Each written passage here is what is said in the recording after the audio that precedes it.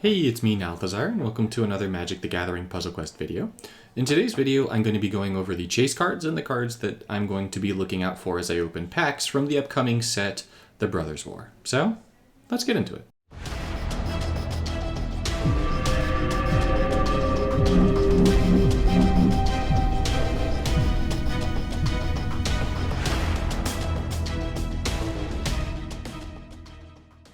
There aren't any masterpieces that I think are worth chasing from this set. However, there are a ton of mythics that I think are worth chasing from the set. So I'm going to be going over the mythics first, and then I'll go over the rares, the uncommon, and the commons that I have set aside.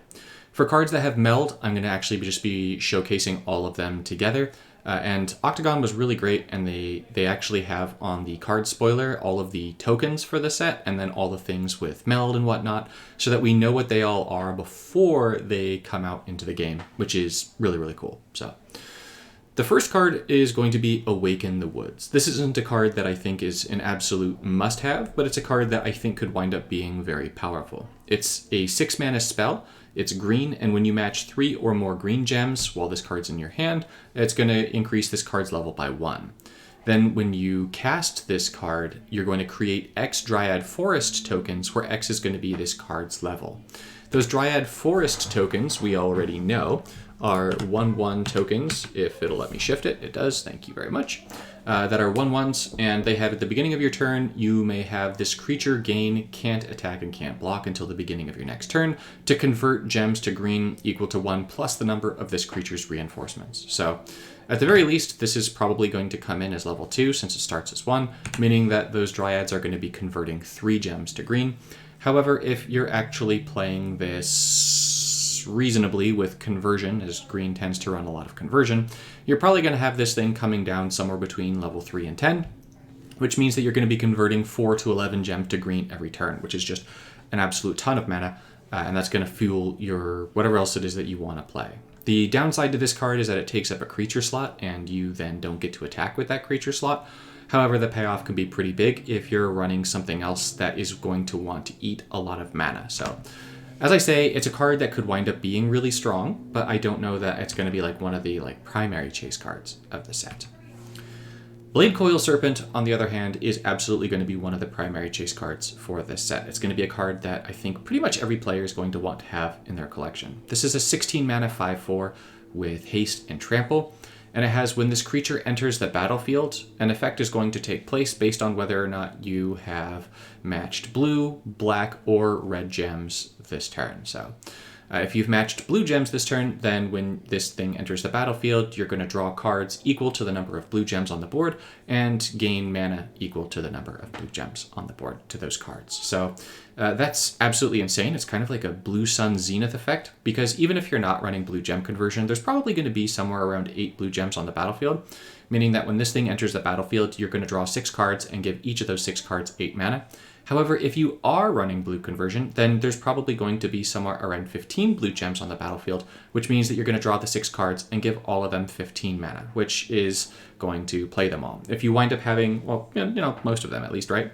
And if you wind up having 16 gems out and you draw another Blade Coil Serpent, then, it's going to be able to cast the next Blade Coil Serpent and make all of what it's doing continue even nastier. So having haste means it's going to be hitting right away.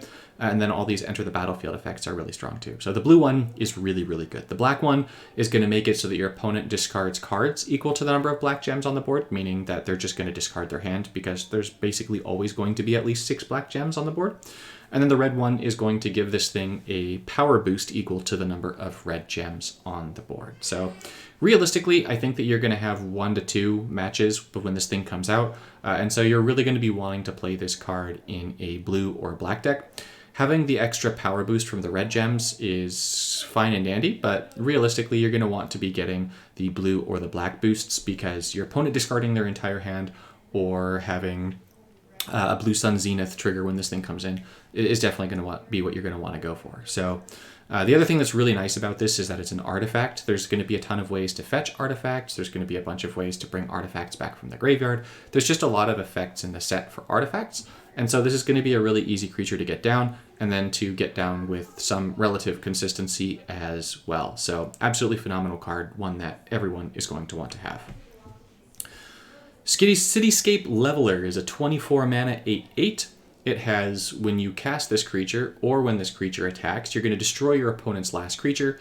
If you can't, meaning they don't have a creature, then you're going to destroy an opposing support. Then your opponent creates a Power Stone token. Now, I don't know if this means that if they have no creatures, no supports, if nothing happens, or if it means that you're going to create the Power Stone token anyways, which you will then start destroying every single turn because of the way that this card works. But nonetheless, it also happens to have, when you match a support gem, if this card is in your graveyard, it gains 3 mana. It only takes 12 mana to cast it from your graveyard for the Unearth right there, which is just absolutely ridiculous. So having an 8/8 for 24, or even potentially 12, that is going to be destroying a creature or a support every single turn, is going to give you an incredible amount of control. And then on top of that, your opponent isn't going to be able to get rid of it unless they exile it. So there's a whole bunch of effects that are going to make it so that you could just freely get this card out. Gather the Pack, I think, is going to be a top tier card. It's an Origins uncommon that throws 4 creatures into your graveyard, because you could just wind up using Gather the Pack with a bunch of gem conversion and then just start getting a bunch of these for free. And then remember that when you unearth something, that does count as casting it. So this thing will come into play, count as cast. It's going to destroy things. And then if you've already got one on the battlefield, it's just going to be destroying more because it'll attack that turn. If it has haste, it's going to come in. It's going to destroy something. It's going to attack. It's going to destroy something else. And then, of course, because it's going to be making those Power Stone tokens, those are going to be support gems. And so you can just go ahead and match those. And then that's going to give mana to the Cityscape Levelers in the graveyard. So this being colorless means that you can throw it in any color you want. And it's going to give absolutely incredible removal to any deck that you want to put this in. So I think that this is another card that is likely going to be a card that everyone is going to want to have in their collection, just because this is going to give you such an incredible amount of tempo with an 8/8, and then also, of course, control by destroying creatures and supports every single turn. So amazing card. Clay Champion is going to be the next mythic on the list. This card is going to buff up so quickly. This card is absolutely terrifying, especially in the hands of a player. So it's 15 mana for a 2/2, and it has, when it enters the battlefield, an effect is going to take place if you've matched either green or white gems. So if you've matched green gems, it's going to gain +X/+X, where X is going to be 2 times the amount of green gems on the board.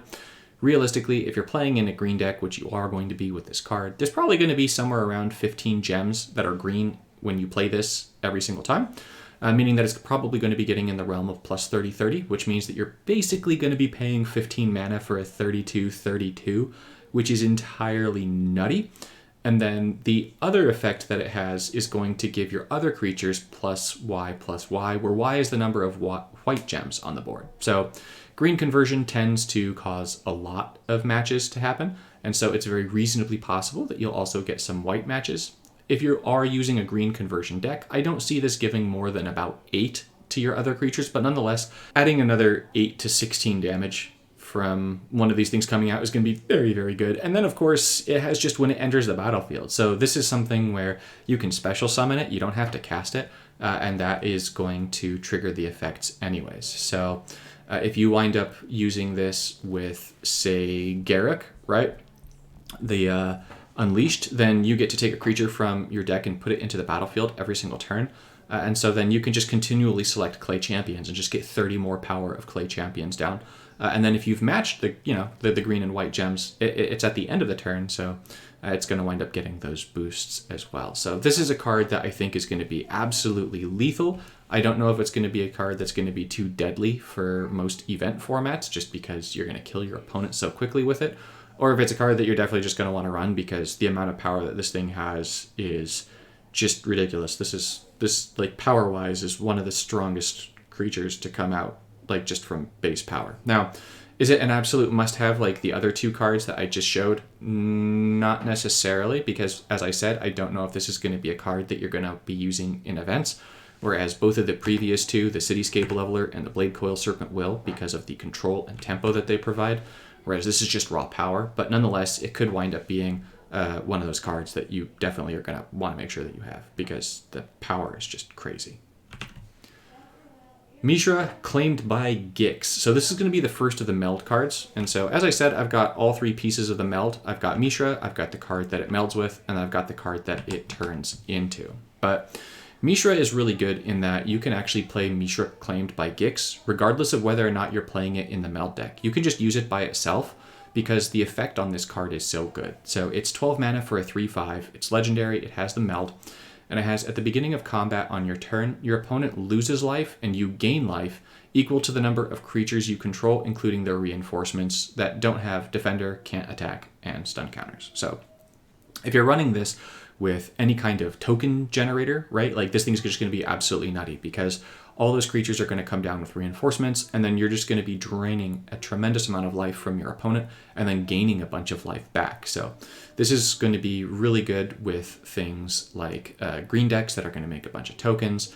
There's another card that we're going to be seeing later called Myrel that's going to create a bunch of soldier tokens. We actually have a number of cards in this set that make a lot of tokens. So this is going to play really well with those, or just any planeswalker that makes a lot of tokens as well. So you could even run this with something like Tainted Adversary. Not that Tainted Adversary needs any easier way of killing your opponent because it's going to make a bunch of zombie tokens. But nonetheless, there's a lot of options that you have for playing with Mishra Claimed by Gix. And so this is going to be one of those cards that I think you are definitely going to want to chase because I think it will wind up being very good. Now, the card that it melds with is Phyrexian Dragon Engine. And on its own, Phyrexian Dragon Engine isn't all that great. It's an 11 mana 2/2 with double strike. But it does meld with Mishra to create this absolutely ridiculous bonkers creature. That said, 11 mana for a 2/2 with double strike is not phenomenal. When you match 3 or more red gems, if this thing's in your graveyard, it gains 3 mana, and it costs 12 mana to cast it from Unearth. Now, this is actually very significant, and we'll get to that when we see the melded creature. And it has, if it enters the battlefield from your graveyard, you may discard all the cards from your hand to draw 3 cards and give those cards half their mana. So I don't see a reason why you'd want to play the Phyrexian Dragon Engine without Mishra, where you would definitely have situations where you'd want to play Mishra without the Phyrexian Dragon Engine.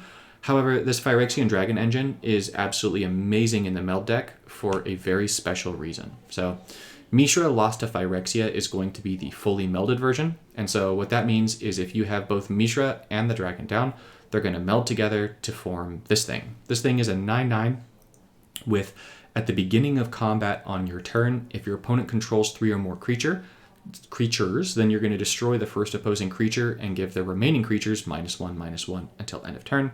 If your opponent does not have 3 or more creatures, then your creatures are going to get menace and trample until end of turn. So basically, they just won't be able to be blocked.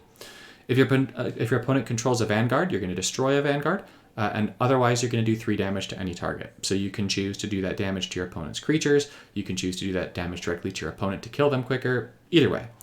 And then the third ability on this is if your opponent has 3 or more cards in their hand, your opponent is going to discard 2 cards. And remember, that's going to be at the beginning of every single combat. So basically, you're going to whittle your opponent's hand down into next to nothing. And if they do wind up recovering their hand, then they're just going to keep losing it. And if your opponent can't discard those cards, then you're going to create Power Stone tokens, which give you mana. So no matter which way that happens, this is going to be really, really good. So it's a 9/9 body, which is great. It has 3 solid abilities for control, which is very, very good. And then it also has this wonderful ability at the bottom, which is if you cast any of the 2 cards with Meld, then this card is going to be reinforced instead.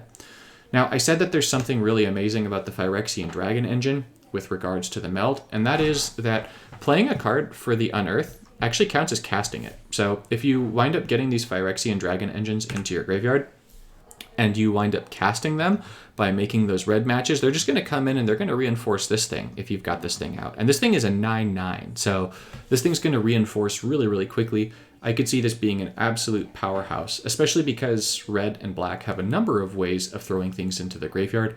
Red has a lot of things like wheel effects or discard and draw, and then black has their own effects or even planeswalkers like one of my favorites, Liliana Untouched by Death, that throws 8 cards into your graveyard most turns. So I think that this Mishra group right here, Mishra Claimed by Gix with the Phyrexian Dragon Engine, is going to be something that you're going to want to be keeping your eyes out for, and then also chasing for the Mishra side, so that you can play with this Mishra Lost to Phyrexia. Keep in mind, you do not need this Mishra Lost to Phyrexia card. So long as you have Mishra Claimed by Gix and Phyrexian Dragon Engine, they will meld into the Mishra Lost Phyrexia, so you don't need to chase this card, you just have to chase the other 2 in order to make the magic happen. Myrel's Shield of Argive is the next mythic on the list. This is a 13 mana 3/4 legendary creature that makes it so that during your turn, cards in your opponent's hand can't have flash. So basically when your creatures attack, it just means that your opponent's not going to be able to do anything with flash. At the moment, I don't know that I've ever actually seen Greg use flash, so this isn't an ability that's going to do anything right now. But if they wind up tweaking flash in any way, then maybe that part of the ability would become useful. But the bottom ability is really the bread and butter of this card, which makes it so that when this creature attacks, you're going to create X artifact soldier tokens, which is going to be equal to the number of soldier cards you control, including their reinforcements. So basically, you're going to double the number of soldiers that you have every single turn when this thing attacks. And the power of doubling every turn is something incredibly powerful. Now, those artifact soldier tokens are indeed, well, artifacts, right? They're these 1/1 mythic soldier creature tokens, which means that if you pair Myrel with anything that is going to be based on the number of artifacts you control plus the number of artifact reinforcements, or with anything that has an effect whenever an artifact enters the battlefield, then Myrel is going to be incredibly powerful. So I think that there's a lot of opportunities for effects like those, and so I think that Myrel is going to be a very good card. One with the Multiverse is going to be a 25 mana support, which might make you think, oh my gosh, that's a ton of mana. How is this on the list? Well, 25 mana really isn't too bad right now in the current format, just with things like the Moxes, if you have them, or for blue, which just already has a lot of gem conversion in general. So this card is really not going to be too hard to get out. And then it has, at the beginning of your turn, you may fetch the first card from your library and give it full mana. Now, if you choose not to do that, you may instead convert 6 gems to blue. So, like, if you've already got a full hand at the start of your turn, you just don't fetch, and then you convert 6 gems to blue, which is an absolutely phenomenal ability. And if you don't have a full hand and you want to draw something, then you just fetch the first card from your library and give it full mana. So it's kind of like you're getting free mana every single turn. They're the best of the gem converters that we have in the game right now tend to be like convert 3. And this can be convert 6. So this card is just absolutely ridiculous. Like, blue is already in a great place, and this card is definitely going to be another card that's going to be really good, that you can throw into almost any blue deck as well, just because, you know, why not get free cards and mana? Platoon Dispenser is going to be a card that I think is going to pair really well with Myrel, but is going to be a card that's going to be a pain in the rear to get rid of. So it's 13 mana for a 4/6. It has that buried and can come back for 9 mana. And then it has, at the end of your turn, if you control 2 or more creature cards, you're going to draw a card and give that card 3 mana. It has an ability that's going to activate 4 white gems to create artifact soldier tokens. And then whenever you match 3 or more white gems, if this thing's in your graveyard, it's going to gain 3 mana. So not only is this thing going to come out and make more tokens, which is going to give you multiple creature slots, but it's also going to be drawing you cards. And if your opponent finds a way of getting rid of it, it's going to just come on back. So this is a card that I could see being incredibly effective. It'll be effective with Myrel because the ability to make up to 4 more soldier tokens per turn just means that you're going to be doubling more and more and more, which also means that you're going to get to a lethal soldier stack a lot more quickly. And then you're also going to be drawing a bunch of cards because not only does this thing count as a creature, but it's going to be making creature tokens. And so with that, you're going to have a lot of creatures on the battlefield. You're going to get the card draws. And if your opponent does play removal, you're going to get it back. So yeah, really, really useful.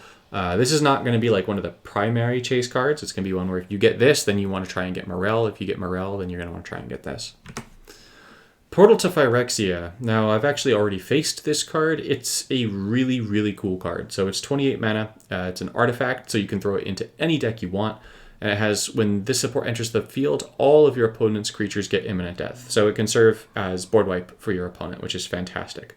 And then it also has, at the beginning of your turn, you're going to choose a player and pick one of the first 4 creature cards from that player's graveyard and put it on the battlefield under your control, giving it the Phyrexian subtype. So there's a lot that you can do with this card. You can throw this in a green deck, use Gather the Pack, put a bunch of creatures in your graveyard, start bringing them back for free every single turn, while also getting rid of your opponent's stuff, which is going to be really powerful. You could use this in a black deck where you're milling yourself, something like Liliana, right? So she can mill Eat with her first ability. Is it Untouched by Death, I think? And so, or Death's Majesty? No, I think it's Untouched by Death. Well, whatever. Anyways, You throw in that Liliana that has the first ability, mill 8, and then you can just start bringing creatures back. Easy peasy. And so this thing having both removal and the ability to bring things back at the same time makes it really, really good. Being an artifact means that you can't really use the primary color Moxes to get it out, but you can still have other ways of cheating it out. There's still one of the Moxes that's going to be able to do that. So there's going to be a number of ways that you can get this out. The 28 mana may wind up being a little bit prohibitive. It's one of those cards that I'll have to test, but it could wind up being like a staple that I throw into a lot of decks just because of the board wipe of your opponent. Rootwire Amalgam is more of a card that I want to have for fun. So this one has, when it enters the battlefield, kicker 6. It gets +3/+2. Activate it only if you match green gems this turn. So it comes in as a 5/5. And then at the beginning of combat on your turn, you can drain 14 mana from your hand, destroy this critter, and then create an artifact golem token that gets +X/+X and haste. That golem token's a 0/1. And then it's going to get that XX, which is going to be 3 times this creature's power. So let's say that you have this for 6 mana, you drain 6 mana, so you play it for 12 mana, you get a 5/5, and then at the beginning of combat, you sack it, and now you've got a 15/15 haste. So it's kind of like having a 12 mana 15/15 haste. And on top of that, if you have any other effects that are going to boost the power of this thing, then that's going to be boosting it by ×3, because then you just go ahead and sacrifice it, and then you bring it back. So furthermore, there's a lot of effects that bring back creatures that it costs like 9 or less. And so this is going to be a prime target for a lot of those cards that can bring back lower cost creatures, because you could just create some kind of fun loop where you bring this thing back, and then you sacrifice it, and you bring it back, and you sacrifice it, you bring it back, and you sacrifice it. You could even do that with something like Olivia, or one of those creatures that are going to be bringing creatures back every single turn, to just get an extra 15/15 haste on the battlefield every single turn. So I really, really like this card. I feel like there's a lot of really fun stuff that you can do with it. I don't know that it's a card that you're going to want to run in events, but still there's a lot of really like nifty power stuff that you can do. So really, really cool card. Sarenth Greatworm. So this is one of the 2 cards from the Battle for the Ages. I didn't mention it for Mishra because I actually recorded that before the set came out, but Sarenth Greatworm is an exclusive that comes out as one of the cards for Battle for the Ages, I believe, and then Mishra is the other. I say Mishra, it's Urza and his brother, I think it's Mishra, right? Yeah, so the mythic Mishra. But anyways, this one makes it so that when a land enters play or a gem is converted, gems get converted all the time, you're going to create a Power Stone token, and this effect can trigger up to 2 times per turn. So this can trigger on your opponent's turns, this can trigger on your turns. So basically you get this thing down, and you're going to get a whole bunch of Power Stone tokens. This card is going to be incredibly powerful in the new Karn. Karn makes Power Stones just absolutely ridiculous, and so this is going to be able to put an insane number of Power Stones on the battlefield by being able to put 2 during your turns and 2 during your opponent's turns. And then being a 7/6 for 16 is already a solid body to put to the mana cost, so it's just a really cool card that you can run with Karn. You can also run it with other artifact decks if you want, and it will work in those just for decks that want to have a bunch of artifacts come out. And then the Power Stones aren't bad in just that they give you mana, so getting a whole bunch of extra mana is always a nice thing. So this isn't a card that's like, oh yeah, you need to have this, but it's definitely a card that will be worth having, especially if you wound up getting the new Karn. Skitterbeam Battalion. This thing is kind of a funky card where it's in a situation where it could be really good or it could be not very good. So it's one of those cards that I'll have to test. So this one's a 13 mana 2/2 haste. When it enters the battlefield, it reinforces twice, which I feel like is a really cool ability for a card. So it's basically 13 mana for a 6/6 haste. And then if you kick it for an extra 9 mana, it's going to have a base power of 4/4. And then that kick can only happen if you've matched red gems. But since it reinforces 2 times, that makes it a 12/12 haste for 22 mana. And then 12/12 haste for 22 mana is nothing to write home about, but then every other Skitterbeam Battalion that you cast after that first one becomes 13 mana for 12/12 more haste, and that is definitely worth it. So I feel like this is a card that could be really good. It's just one of those cards that I'll have to test out. Urza Lord Protector. This one you're going to want to keep an eye out for, especially if you want to pick up the new Urza Planeswalker, because I believe that this Urza is part of the meld effect for the new Urza Planeswalker.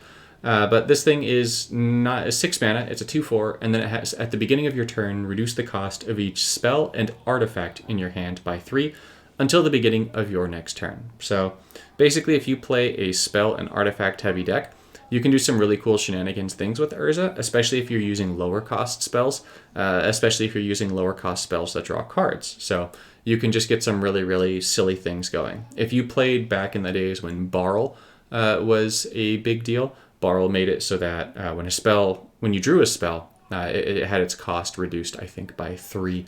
And then whenever you played a spell, draw a card. So this isn't quite as powerful as Barl, obviously, but nonetheless, it harkens to like a slightly weaker Barl, but still a really cool card. Slightly weaker, much weaker than Barl, but still really cool card.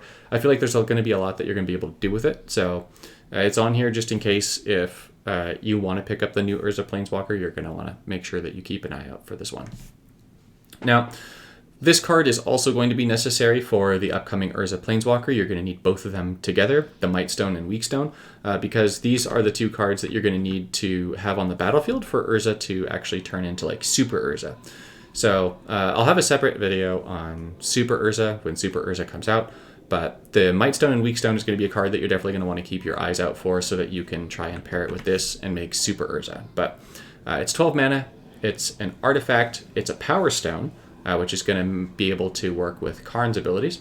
And then when this support enters the board, you're going to draw 2 cards and give an opposing creature -5/-5 until end of turn. And then when you match this support gem, the first artifact card in your hand is going to gain 6 mana. So this card is on its own pretty cool, and then it's going to draw you cards, and it's going to weaken your opponent's creatures, and it's going to potentially give more mana to cards in your hand. I wouldn't say that on its own it's a card that's worth looking out for. I feel like it's sort of like a mediocre card that has play on its own, but just because of what it's going to mean for Superpower Urza, I think that it'll be worth keeping an eye out for these two. So the Mightstone and Weakstone and Urza Lord Protector, you're going to want to keep an eye out for. So this is what leads me to my rares, uncommons, and commons. So these are more cards that you're just keeping an eye out for as opposed to cards that you're going to want to be like specifically chasing with your pinkies and stuff, right? So the first one is going to be Argoth, Sanctum of Nature. So this is going to be just another green gem converter. It converts 2 gems to green unless you have a legendary creature, at which point it converts 3 gems to green. And then it also has Self-Mill from the mana field, which I feel like has a lot of potential, especially because there's a lot of effects that are going to be based on the graveyard in this set and things coming back from the graveyard. So I feel like there's some really cool things you can do with that. You'll notice that Titania, Voice of Gaia, which is what this card melds with, was not on my chase list, and so I do not have Titania in this video. But that's just because I didn't feel like Titania was particularly good, and then the Titania meld just didn't really catch my eye. So it's one of those things where it could wind up being powerful, and I need to eat my words and make a video on it later. I know that one of the people in my Discord, Bongo the Grey, already showed me a deck that he was really enjoying using Argoth and Titania melded together, so if somehow I ever get them together, I'll definitely try them out and update that. But Argoth on its own, very much worth getting. Converters are always cards that you want to look out for. Gix's Command is a really sort of funky removal card, but removal tends to be a good thing to have. So it's 13 mana, makes it so that if your opponent controls 2 or more creatures with base power 2 or less, including the reinforcements. So when they say like 2 or more creatures, including the reinforcements, it means that let's say that they have a 1/1 token and it's reinforced for 2 of them. That counts as 2 or more creatures, including the reinforcements. Alternatively, if they just have 2 1/1s, well, that also counts, right? So that's just what you need to keep in mind. And so this is going to destroy all creatures with base power 2 or less if that objective is met. Now, if your opponent doesn't have that, then you're just going to destroy the first opposing creature with the greatest power. So I imagine that most of the time that you play with this card, you're just going to destroy the first opposing creature with the greatest power for 13 mana. And that's really all that you need to focus on for this card. So untargeted removal bypasses hexproof. That's really, really good. And then if you don't control a creature, so not only do you get to remove stuff, but you get more. If you don't control a creature, you're going to return the first 2 creature cards from your graveyard to your hand and give them 3 mana. Otherwise, if you do control a creature, that creature is going to get +2/+2 and lifelink. So this card's really nice because it gets rid of something for your opponent. It potentially gives you 2 creatures back. And then if you have a creature out on the battlefield, you're going to make it more powerful and give it lifelink. And since there's a lot of black planeswalkers and black effects that wind up draining your life, this is a way for you to regain that life in black without wasting a card slot in your deck, because it's still going to also be a removal card. So I really like Gix's Command. Definitely a card that I want to keep an eye out for. Legion to Ashes is going to be yet another removal card. This one's in white and black. It's 8 mana to exile each opposing non-emblem token support. So emblem supports are things that planeswalkers make, but so non-emblem token supports would just be like tokens that are made, things like Power Stones, etc. Now, if there aren't those token supports on the battlefield, you're going to exile an opposing token creature with the greatest number of reinforcements, which is solid because there's going to be a lot of really scary token things like Mirel. And then if you can't, you just exile an opposing card at random. So I think what's going to happen most of the time with Legions to Ashes is it's going to be an 8 mana exile an opposing card at random, which is really solid because that means that white and black is going to have a way of exiling lands. And then just there's a lot of cards out in the set right now that come back from the graveyard. So having that graveyard control by exiling things is nice to have. Mechanized Warfare. Woof, this card is nasty. So this thing is a 9 mana red enchantment that has when another red or artifact source you control deals damage to a creature, you deal an additional 2 damage to that creature. And then whenever a red or artifact source you control deals damage to your opponent's planeswalker, deal an additional 2 damage to your opponent's planeswalker. So first, just to get the elephant out of the room, yes, this card is going to go infinite with Rem Carlos, right? So Rem Carlos makes it so that whenever a red source deals damage, I think it is, or just whenever you deal damage, then it deals an additional 2 damage. So those two are just going to go back and forth. Mechanized Warfare and Rem Carlos. It's a really, really easy combo to get down. It's one that I expect that the developers will fix in some way, make it so that either one of them winds up being limited so it's not infinite anymore, because those two combined are just way, way, way too easy. I'm pretty sure that Rem actually has haste as well, which makes it even more terrifying with Mechanized Warfare. So yeah, this is definitely a card that you want to keep an eye out for, if just for that. But beyond the Rem Carlos interaction, it's still a really solid card, especially with some of the new Chandras we've gotten that have, like, whenever you play a red card, deal 1 damage to your opponent, right? Like, there's just a lot of, like, ping your opponent with a red effect, ping your opponent more with a red effect. And so this just makes all of those compound and do a little bit more damage. So I really like Mechanized Warfare, definitely a card that I'm looking out for. And then when I get it, obviously I'll try it with Rem Carlos, but then I'm more interested, honestly, in trying it with the Chandras. Mishra, Tamer of Makfawa is our next one. So this is 14 mana for a 4/4. And it's kind of cool that we get both a mythic and a rare Mishra that are worth chasing. So this one has, at the beginning of your opponent's turn, your opponent may destroy a card they control at random.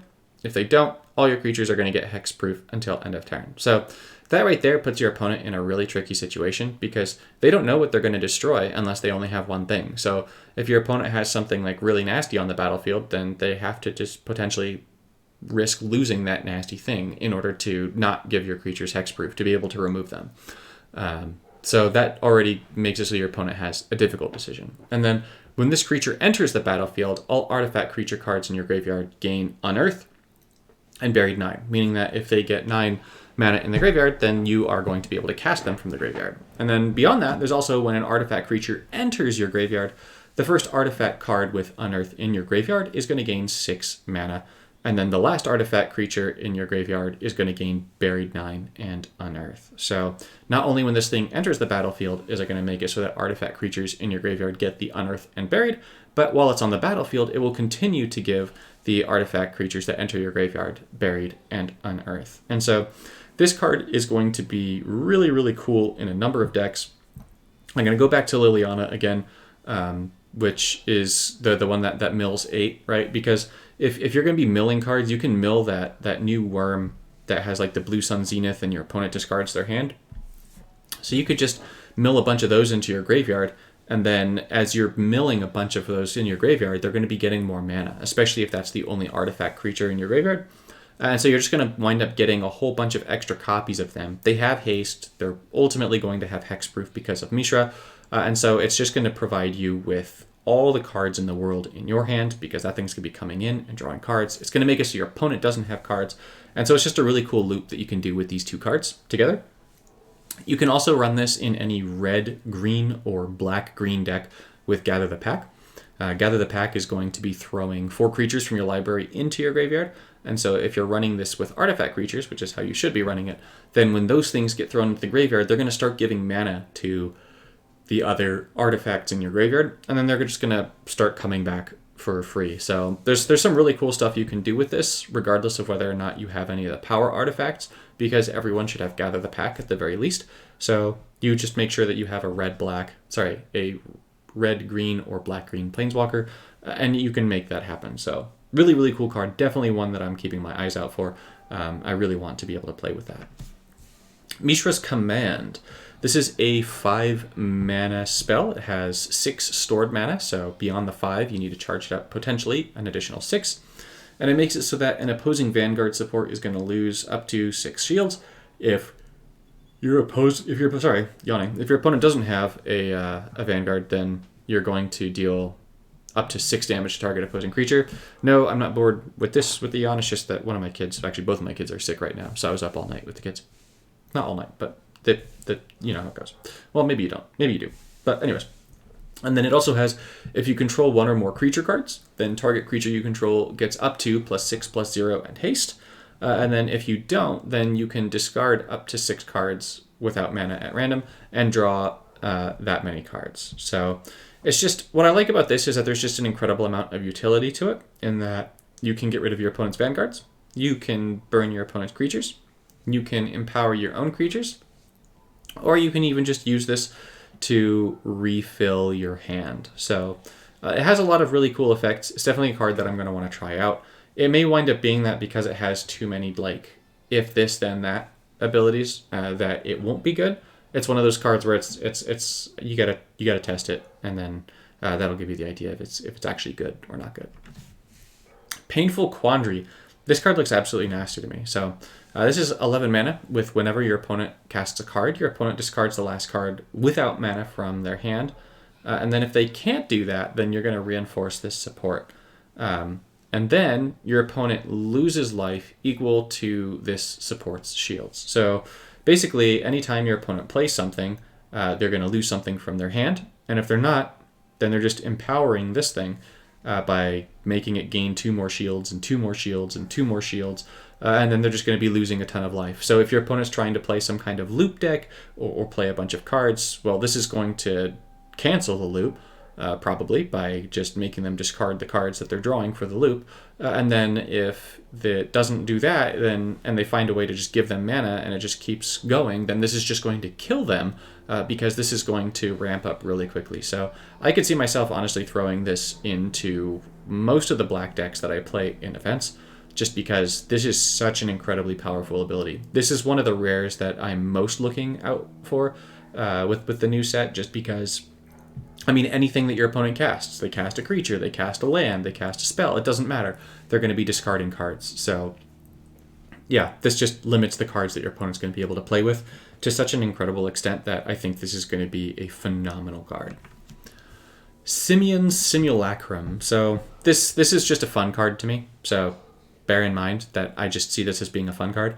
So this is 7 mana for a 2/1. It's got Buried. It can come back for 6 mana. And when it enters a battlefield, you give target creature +2/+2. And then when you match 3 or more gems, if this card's in your graveyard, it gains 3 mana. So if you play this as your only creature, as an example, right, and then you run this with Gather the Pack, you're going to be getting these things back, like, super easily, right?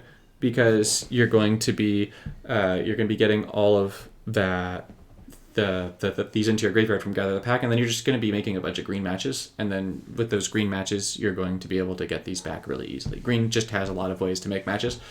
So every Gather the Pack is going to give you at least 5, potentially 6 of these, right? Because Gather the Pack gives you 1 to your hand, unless there's, I think, 8 or more green gems, at which point it'll give you 2, and it's going to put 4 into your graveyard. And so if you get 5 of these, this is 4 power, that's 20 power for each Gather the Pack. And if you get 6 of them, then that's 24 power that you're going to be getting for each Gather the Pack. And so if you wind up running this with a deck that can play many Gather the Packs, either you're playing it with a copy effect, maybe something like Kasmina, which would definitely make sense, where you're using Kasmina's second ability to copy Gather the Pack, or you're running it with something like Pyromancer's Goggles to get more and more copies of it, and then just a bunch of supports. You're going to find that you're going to be able to toss a ton of these in the graveyard. When you match the 3 or more gems, it's going to give that 3 mana foreseeably to all the copies of the Simulacrum in your graveyard. So you're just going to be able to get a whole bunch of these back. And so and if your opponent kills them, right, then you just start bringing them back anyways by matching green gems. So This is a card that I think is going to be fun. Do I think it's going to be great? No, but I'm definitely going to make a silly deck on this, kind of like my Phoenix deck of old that I ran where with Gather the Pack, where I just got like a ton of Phoenixes back. And I'm going to have some silly giggles with this, so I'm looking forward to the Simulacrum. Soul Partition. I actually got lucky and I pulled this in one of my 2 premium packs. This is a 7 mana spell. It's got flash and return target opposing creature to their owner's hand, then increase the cost of the last card in your opponent's hand by 6. So this card is really cool because it gets rid of opposing creatures, and then if your opponent has a full hand, it just kills that creature and then increases the cost of the last card in your opponent's hand by 6. So this is definitely a really cool card. I like it a lot. I generally prefer removal or exile. When I say removal, like destruction or exile effects. But nonetheless, just with all of the different things right now that are going to be bringing stuff back from the graveyard, this could wind up being a really interesting play because it's going to return it and it's going to make it cost more mana. So definitely another one to look out for. You always want to have as many removal options at your disposal as possible. And then this says there's a video. There shouldn't be a video, so it's just being crazy. Next up is Corrupt. So Corrupt, it says Bro Corrupt. That's because this is the second time we've gotten Corrupt. We have a PMA Corrupt, Puzzle Masters, but now we've got a Corrupt from this set as well. And so this is 13 mana, and it's going to make it so that an opposing Vanguard is going to lose shields equal to the number of black gems on the board, and if there isn't a Vanguard to lose those shields, then you're going to be able to deal damage and gain life to any target equal to the number of black gems on the board. So if you're playing this, you're going to have to be playing it in a black deck, and so you're probably going to be running black conversion, and so there's probably going to be 10 to 15 black gems, and so it's just going to be like do 10 to 15 damage and gain 10 to 15 life. So definitely like that, especially because, once again, as stated earlier with one of the other cards, right, Gix's Command or whatever it was, the black loses a lot of life, and so this is just a way of gaining that life back, and it's going to be removal. So removal plus life gain in black, always a win. Which brings us to our commons. We're near the end of this, so Meticulous Excavation is a 4 mana enchantment. It has 3 shields, which is really nice for a common.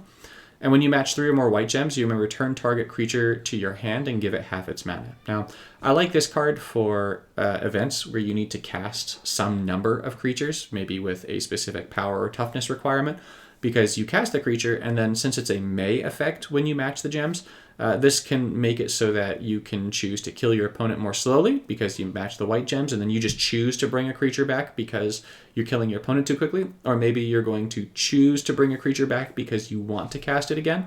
But it's not just coming back to your hand, it's coming back to your hand with half of its mana. So you're going to be able to get it back on the battlefield more quickly as well. So this is a card that I would basically never run in the training rounds, but it is a card that I would run.